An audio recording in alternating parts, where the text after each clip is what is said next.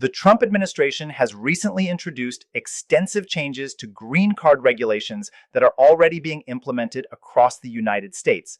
Immigration authorities working at entry checkpoints, USCIS offices nationwide, and American consulates across the globe have received updated instructions that significantly reshape how green card applications are evaluated, approved, and maintained.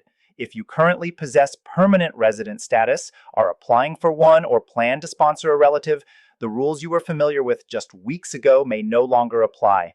The information being shared today could determine whether your case is approved or denied, whether your permanent residency remains secure or is revoked, and whether your long-term future in the United States remains stable or becomes uncertain. Every requirement matters and every moment is important. Welcome back to Immigration Desk, your trusted source for reliable, up-to-date immigration news and practical guidance to help you successfully navigate the U.S. immigration system. My mission is to break down complicated government language and political messaging into clear facts so you can protect your immigration status and achieve your American goals. If this is your first time watching, please subscribe to Immigration Desk and enable notifications because immigration policies are changing rapidly and staying informed is your strongest defense. Today, we are explaining the new Trump green card rule changes that have taken effect immediately. We will examine who is affected, what specific changes have occurred, and most importantly, what actions you must take right now to protect your immigration status and your future. The first major policy change involves the public charge rule, which evaluates whether an immigrant is likely to rely on government assistance programs. The Trump administration has reinstated and expanded the public charge policy that was previously blocked in court. Under this revised rule, immigration officers must now review a broader range of factors when determining whether a green card applicant may depend on public benefits in the future.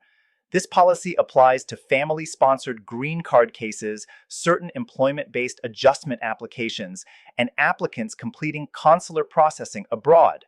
Under the updated regulation, receiving public benefits such as Medicaid, SNAP food assistance, housing assistance, and government cash programs is now evaluated far more strictly. Previously, only direct cash assistance carried strong negative weight. Now, even non-cash assistance can become grounds for denial.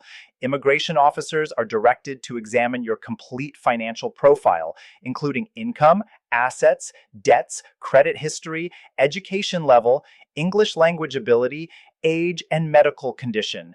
If you have used public benefits within the last 36 months, even if you are legally eligible, this can create a significant negative factor in your case.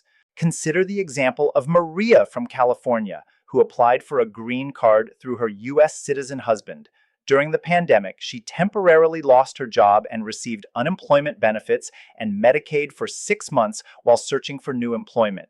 She later secured stable employment and has worked consistently for 2 years while her husband earns $70,000 annually. Under previous rules, her temporary use of benefits during an emergency would not have been disqualifying.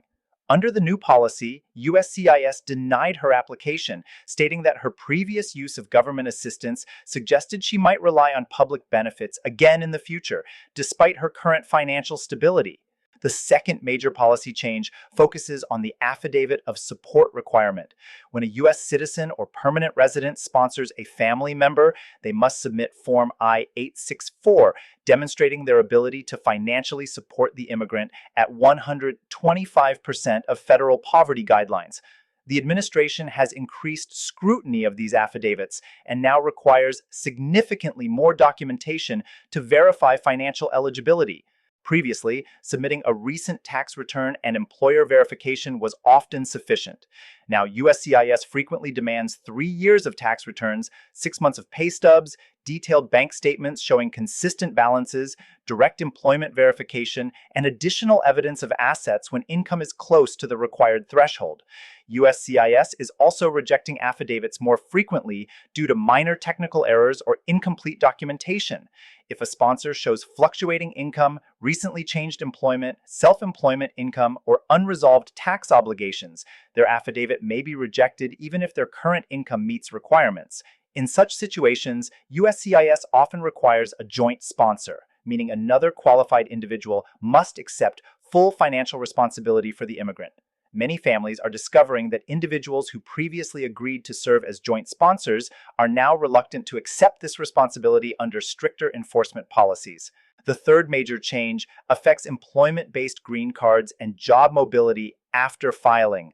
Under long-standing immigration policy, individuals with an approved I-140 petition and a pending I-485 application for more than 180 days could move to a similar job with a new employer without affecting their green card case. The Trump administration has not eliminated this portability provision, but has introduced new guidance that significantly narrows the definition of a similar job.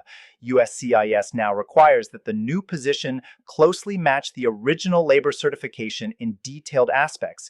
Even small differences in job responsibilities, required technical skills, or job titles may lead to denial.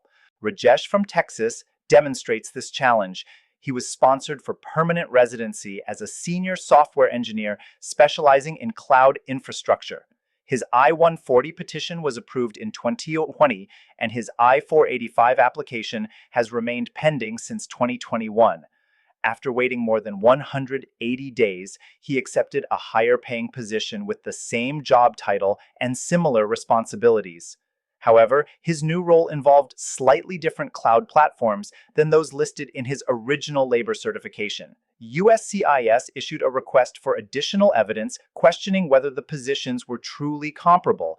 Despite submitting expert analysis and detailed documentation, his application was denied. He now faces potential deportation unless another employer restarts the entire green card process, which could take several years. Another major policy revision involves travel rules for green card holders and determining whether permanent residency has been abandoned. Immigration law has always required permanent residents to maintain the United States as their primary residence.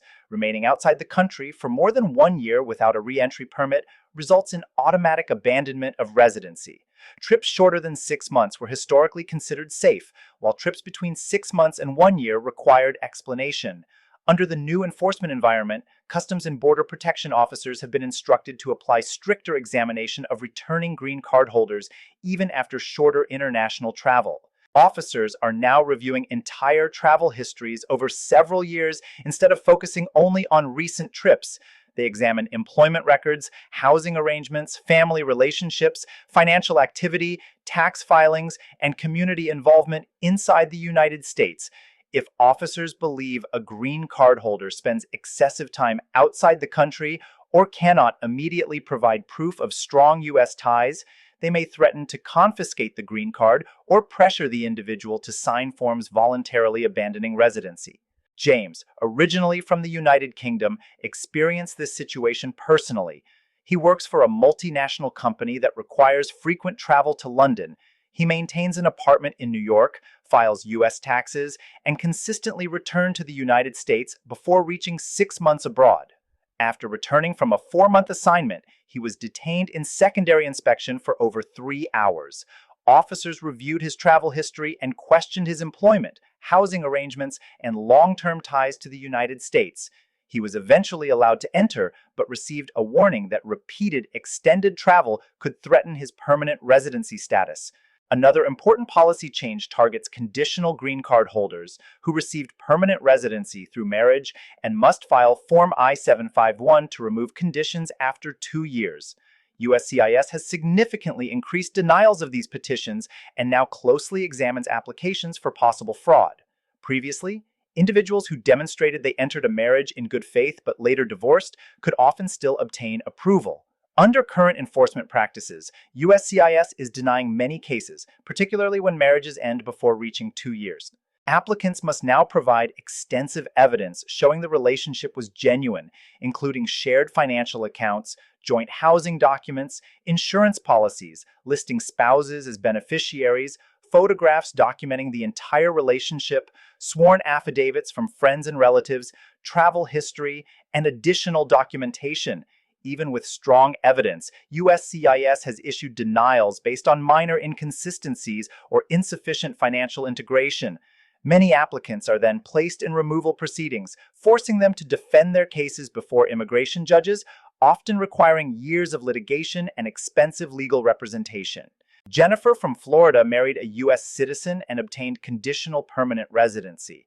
Her marriage was legitimate, but after 18 months, she left due to domestic abuse. She filed for divorce and submitted extensive evidence proving the relationship was genuine. USCIS denied her I-751 petition, stating the evidence was insufficient and that the short marriage duration raised concerns about her intentions. She is now facing removal proceedings despite being a documented victim of domestic violence. The administration has also expanded discretionary denial factors used by immigration officers. Officers may now consider unemployment history, gaps in health insurance coverage, unpaid debts, poor credit records, interactions with law enforcement even without criminal charges, previous immigration violations even if forgiven, and concerns about possible future reliance on public benefits. This expansion means applicants who technically qualify under immigration law may still face denial based on factors previously considered minor. Additional policy revisions affect asylum recipients applying for green cards, stricter medical examination requirements, increased scrutiny of naturalization applications, and suspension of premium processing for several employment-based cases, leading to longer processing delays and increased uncertainty for applicants. To protect yourself under these new policies, permanent residents should maintain strong documentation proving U.S. residence, employment history, tax compliance, financial activity, and community involvement. Individuals applying for green cards should ensure their applications are thoroughly documented and carefully reviewed. Employment-based applicants should consult immigration attorneys before changing employers. Conditional residents should begin preparing strong I-751 evidence well in advance. Asylum applicants should gather updated country condition evidence. Avoid immigration violations, consult qualified attorneys before major decisions, remain informed about policy updates, stay patient during delays, and prioritize mental health support during stressful immigration processes. These policy changes represent a significant shift in how the United States evaluates permanent residency applications. The system has become stricter, more unpredictable, and more difficult for many immigrants, families, and employers. Here at Immigration Desk, we remain committed to helping you understand these changes and successfully navigate the immigration process. Immigration is not simply a legal issue. It involves families, careers, dreams, and futures. If this information helped you understand these policy changes, please like, share, and subscribe to Immigration Desk. Turn on notifications for updates on new immigration policies. Share your experiences and questions in the comments to help support others facing similar challenges. Your dreams matter. Your family matters. Your future matters. Stay informed, remain strong, and never lose hope. This is Immigration Desk, bringing you the guidance you need to protect your place in America. Welcome back to Immigration Desk, your dependable source for accurate, timely immigration updates and practical guidance to help you successfully navigate the U.S. immigration system. My goal is to simplify complex government language and political messaging so you clearly understand the facts necessary to protect your immigration status and achieve your goals in the United States. If this is your first visit, please subscribe to Immigration Desk and turn on notifications because immigration policy is changing rapidly under this administration and staying informed is your strongest protection. और end वाला part भी correct कर दिया. Here at Immigration Desk, we remain committed to helping you understand these changes and navigate the immigration process. Immigration is not just a legal issue. It involves families, careers, dreams, and futures. If this information helped you understand these policy changes, please like, share, and subscribe to Immigration Desk. Turn on notifications for updates on new immigration policies. Share your experiences and questions in the comments to help support others facing similar challenges. Your dreams matter, your family matters, your future matters. Stay informed, remain strong, and never lose hope. This is Immigration Desk, bringing you the guidance you need to protect your place in America.